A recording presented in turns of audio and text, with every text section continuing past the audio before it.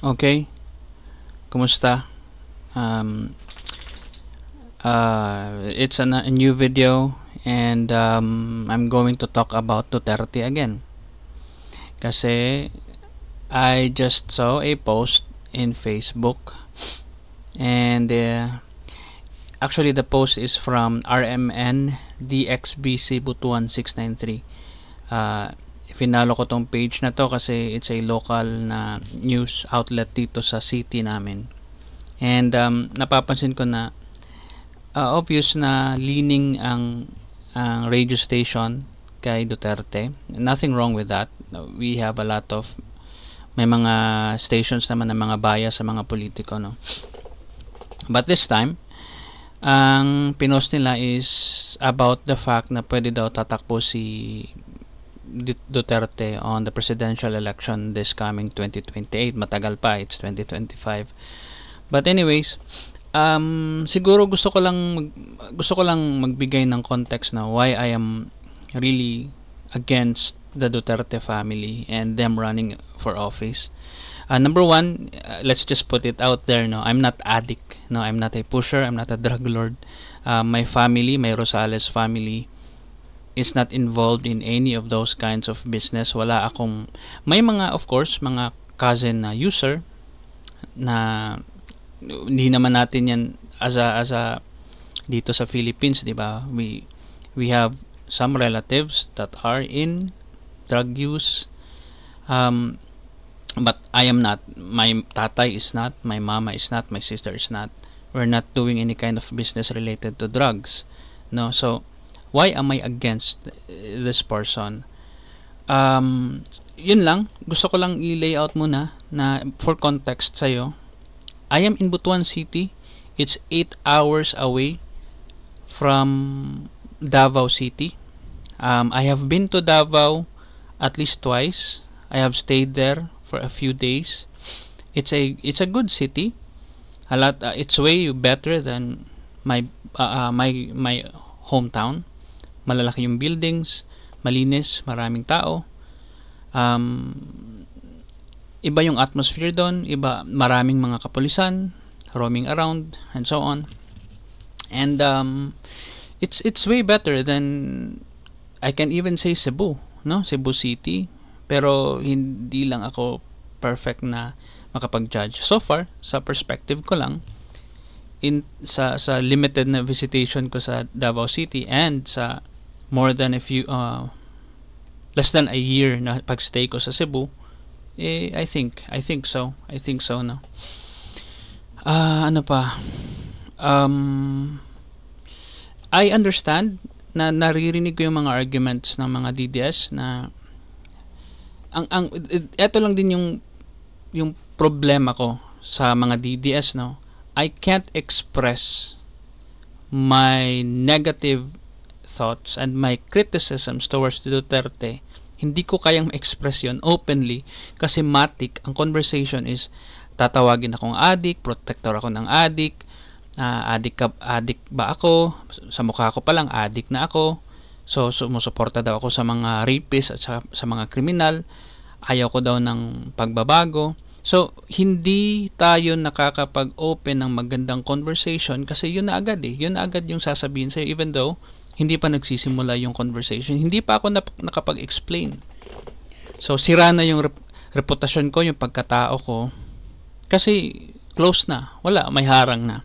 And it's so sad to be in that position because I have a lot of things to say. And yun. So etong post nga ito, ang daming comment. Puro yes, of course, tatay. Tay, patayin mo agad yung pumatay sa tatay ko. Kasi alam ko, addict yun eh. Ito pa, tumakbo ka ulit, tay. Kasi nung nawala ka, bumalik yung patayan, hold-upan, kidnapan, rape, shabu. Yes na yes. Yes po, tatay. Puro yes, actually. 97% are yes. There is a no. There is me commenting, saying na, in town, Butuan, pakauwra. Nakakahiya kayo, Butuan City. Kasi majority, 97%. My own fellow Butuanons are still, I can't judge, no, kasi this is just a small outlet, RMN DXBC. There are 454 reactions, 212 comments, and 38 shares. It's not the whole Butuan City. Malaki ang Butuan City. There are a lot of people, but I don't know. It's a small size, pero it feels the same way noong 2016 eh, na I feel outnumbered. Ang dami talaga nila. So, ano ba yung gusto kong i-express talaga? Kasi, una, let's discuss all the good things that Duterte has done. 10-year passport. Natakot yung mga drug addicts. Nagsitakbuhan sila sa bundok. Maraming patayan. Napatay yung mga addict, napatay yung mga pusher. May mga collateral damage, may mga inosente. Okay, let's just ignore those. But those are the things that Duterte did and were good. No? A lot of things were good. Ano pa? Yung build. Boracay. Yung sa Manila, yung tawag doon, yung white sand. Nilinis niya yun. Hindi nilinis yun ni Pinoy. Ang dumi ng Manila Bay. The Dolomite Beach sa panahon ni Pinoy. Ano pa, ang daming nagawa din ni Duterte, no? So why am I again? So there's only one possible thing dyan. Maybe you're just a hater, maybe you really are a drug pusher at humihina na yung negosyo mo. But here's the thing, no? Here's the thing. Let's put this in context para okay yung usapan natin. Why do we have a city? Why do we have a barangay? Why do we have regions? Why do we have Luzon, Visayas, Mindanao? Why do we have Philippines? Kasi prior to having a country, we were actually just surviving, no? We don't have any kind of system at nagpapatayan tayo. No? Makikita mo yan sa mga movies, especially sa mga western movies kasi sila yung gumagawa nito eh. During the time before pa naging United States, ang United States nagpapatayan yung mga tao. They were starting, nagpapatayan pa din. May mga nagsa-start ng gumawa ng mga laws, nagpapatayan pa din. Kasi agawan ng lupa, ni-rape niya yung kapatid nung kapitbahay. So hindi systematic. And we as humans tried our best to have a peaceful society, no? Hindi dumaan tayo sa ilang iterations na mga batas, na mga systems of government para maging maayos yung country natin, no? We are at this point na na-develop na ng maayos yung mga laws natin. There are loopholes, there are a lot of scumbags and buayas that are creating loopholes, and then sila din yung mga congressman na hinaharang yung mga magagandang batas. For example, yung gusto ni Lenny Robredo na transparency bill para lahat ng mga government officials dapat transparent sila, dapat may context din yung pera nila. Hindi ibig sabihin na yes, may 1 million sila sa bank account pero meron silang private jet. Hindi naman yun nagko-coincide. Hindi naman pwede na may 1 million ka lang tas may private jet ka. So, di ba? So, yun yung gusto natin, no, na mga laws na may follow. Now, Duterte, makikita mo din dito sa mga makikita mo din dito sa mga nagsi-share eh. Ito yung mga comments yes, para makabalos ang katawan sa tanan pa. I know. Not this one. But a lot of them really want blood to flow. They want killings to happen again. They want killings to happen again. A lot of the posts here. Where's that? There are comments, no? You can read, you can go through, naka-public to eh. So ilagay ko na lang yung link dito, but a lot of them are expressing that they want to hunt down, they want to hunt down the criminals. Go Tatay Digong, para sabi ni Tatay Digong dodoblihin daw niya yung dami ng napatay dati, dodoblihin daw niya pag nakaupo siya sa 2028. Those are just opinions. No? Nothing is true. Hindi naman yun totoo. Hindi naman yun plano ni Digong. Hindi naman niya sinabi yun. But a lot of people, common people like us, do not understand ano ba dapat ang dapat nating i-behave sa isang society. No? They don't. I am not a law student. No, I'm just an IT, but at least I know the fundamentals ba na what you're trying to say, what you want to happen is something that is not hindi siya sang-ayon sa law, no? Hindi siya akma. Kasi eto, if you want the criminals to die, if you want them killed, eto yung nakakatawa kasi. Kung gusto mo silang mamatay, kung gusto mo silang patayin, wag mong utusan ang police force or isang presidente na gawin niya yung mga ganun. Kasi by definition, that is illegal. That is a criminal act. That is a criminal act by definition. So, eto kasi yung pinaka ayaw ko. Gawin mo na lahat ng tama. Nagbigay ka ng 50 million sa isang random stranger, isa kang si Mr. Beast, pero may ginagawa kang criminal activities. By definition, criminal activity yung ginagawa, gusto mong mangyari, di ba? Gusto mong pumatay ang pulis ng mga addict. That is a criminal offense. By definition, ano bang tawag dun? Self-defense ba ang tawag dun? Hindi. Pinatay mo eh. Gusto mo silang mamatay eh. Di ba?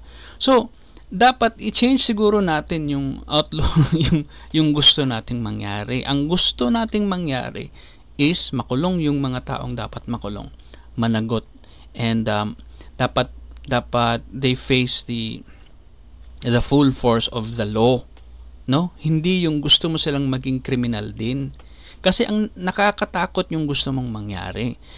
We have a problem, we have a criminal problem when we get victimized by an addict. We go to the police.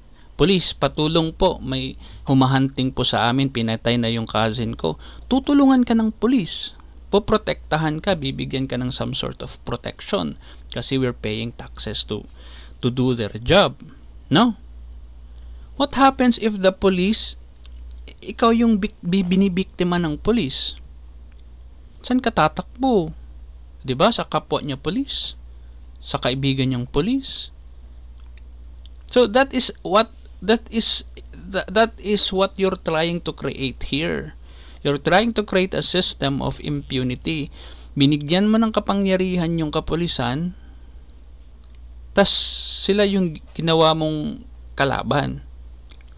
Kasi hindi, eto kasi Jan, maybe you're just really overthinking it. Hindi naman sila papatay ng mga random na civilian. How can you be so sure? Inalaw mo sila na gawin yung trabaho, gawin yung hindi nila trabaho. Hindi naman nila trabahong pumatay. Wala naman yun sa definition ng isang police officer. Ang pumatay ng kriminal, hindi naman yun isa sa trabaho nila. Hindi naman sila mga gangster. Hindi naman sila mga assassin. They're here to serve and protect. No? To serve. What does that mean? To serve the law. No, they are the enforcers of the law. Of course, if they are being harmed, of course they need to defend themselves. Same as us, no? We pwede din tayong mag self-defense. So so ito yung hindi ko talaga maintindihan sa mga Duterte supporter. I hope you become a better version, no, na voter. I don't care if you vote Duterte. No, I don't care. I just hate his guts. I just want you to become a better voter. You need to have a better context, no? Na, okay, gusto ko tong tao na to, pero questionin kita, gusto mo ba ng isang kriminal? Ginawa niya lahat ng maganda. Nagbigay siya ng pera sa bahay ninyo. Tawag doon, may pinatayo siya na magandang castle, kinaibigan niya lahat ng mga other countries, maganda siya, mabuti siya na statesperson, but meron siyang kinakantot na bata dyan sa gilid. And we are allowing it kasi nagbibigay naman siya ng marami namang yung binibigay niya sa atin. Ang ganda Ang sarap ng binigay niyang adobo. Kinakantot niya. Every now and then may kinakantot siya sa gilid na nakakakita tayo pero okay lang, maganda naman yung paligid ko. I think it's fucked up. I think there are other ways.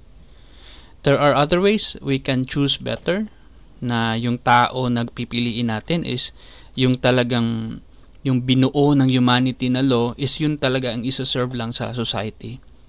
No, hindi siya gagawa ng extra na makakasama. Gagawin lang niya yung tama. No, kung gusto man nating mapuksa yung drug problem, gagawin sa tama ang pagsugpo ng drug problem. Hindi sa pagpatay na illegal. Hindi naman yun legal. Wala naman yun sa konstitusyon natin na okay lang pumatay. No? We need suspects to go through a process for us to determine whether that suspect is indeed a criminal. Remember, anyone that is suspected is innocent until proven guilty. Inosente. So, ibig sabihin, lahat ng mga pinatay ni Digong is inosente. Sa lahat, like 30,000, I think, yung na EJK. Diba? A lot of them were said to be nanlaban. Lahat na lang nanlaban. Diba? So, let's not pretend ourselves. You, as the voter, know that these killings are happening. You yourself is happy to say and to announce in this Facebook page na yes, of course, tatay, tumakbo ka sa 2028 kasi naririnig ko na dodoblehin mo daw yung patayan. Matatakot na talaga yung mga addict dito. Yeah, you are promoting something out of fear na naka-attach lang kay Tatay Digong. What happens if Tatay dies? Who will step in that will be like Tatay? Lahat ba ng leader ang anak nila ganun din? Nakita mo na kay Marcos, 'di ba? Iba si senior at saka si junior. 'Di ba? Ikaw mismo ang naka-witness na hindi automatic na pag anak ka, yun din yung gagawin mo. No, kung ano yung ginawa ni tatay, ganun din ang gagawin ng anak. You see that in the Marcos Jr. already. Hindi ba? So, please comment down if you are a Duterte supporter. And I really want to understand, no? Kasi, hindi naman ako bulag, no? 10 years na passport, 5 years na driver's license, ano pang mga positive things. Hindi naman ako bulag sa mga achievements. What I am aware of, what I'm open yung mata ko, is yung fact na ang gusto mong mangyari is something that is criminal. You want them dead. I want them to go through, here's the difference, I want them to go through the due process. You, on the other hand, want them dead. You want assassins and hoodlums and gangs. Gusto mo yun? Gusto mo ng assassin? Gusto mo ng hoodlums and gangs? I want it too. I want to join. The difference is, I don't want those gangs to be someone in power. That's a stupid mistake. You want the police to be gangs? You want the president to be a gang lord? I want us to do the vigilante killing. If you want to, I will join you, please. If there is someone out there that wants to do vigilante justice. I am so frustrated of the criminalities around the Philippines. Ang gusto mo kasi is yung divine, yung God-given na mga entities like the police force. They are here to serve and protect. It is part of our society. May police, may judge, may Congress, may Senate. We invented those up kasi we agreed na magiging peaceful yung society natin pag ganito ang gagawin natin. And suddenly Since marami ng kaguluhan, marami ng nare-rape, marami ng criminality, suddenly you allow the police force to do criminal things for you. And I don't know what to say.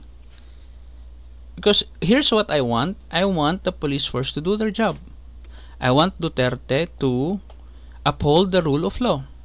I want him to go out and do it himself kasi nakakataas yun ng moral eh. Yun ang dahilan bakit tayo in love. Bakit maraming DDS ang in love kay Digong. But let's do it the right way. Hindi yung gumagawa ka ng another monster. You're creating a new monster. Imbis na gawin nating kumbaga anghel yung mga leaders natin, ginagawa natin silang mga demonyo. Kasi kahit ano pang gawin mo sa kahit na sabihin mo pa diyan, drug lord yung pinatay. Diyan drug lord yun. At the end of the day, sasabihin ko na we need to go through a process. Kasi we need to be sure, we need that to be documented at para meron tayong na-learn kung ano ba talaga ang mga kalakaran ng mga drug lords na yun. We want them to be killed. Kaya gumawa tayo ng law na bibitayin yung mga heinous crime. Okay, let's have another law na ibalik yung bitay. Hindi yung kahit gut feeling na lang ng mga police kasi ni-report. What if, yun na nga, yung mga fears natin na what if pag pinagtripan tayo?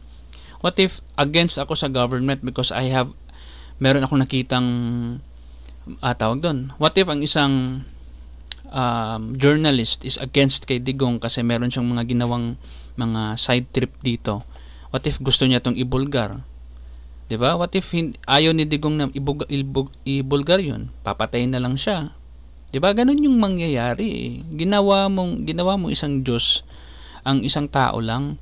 So, what I suggest is if you really like killing, if you really like doing criminal things, do not ask the police force and the government to do it for you. Do the criminal act yourself. If you are really that criminal minded, form a vigilante group and kill them. Kill all the criminals. I'll probably join and will be imprisoned if madakip tayo. But do not taint. Wag mong dungisan ang dapat nating ilinis na mga institusyon. The PNP and our government. Ang dumi-dumi na nga nila, tas dudumihan mo pa. Imbis na kwarta lang na ang nandoon sa government natin, ng mga nakawan lang, samahan mo pa ng patayan. Grabe ka naman. Sinira mo na masyado yung Pilipinas. So, yun lang ang talagang gusto kong i-express sa mga Duterte supporter.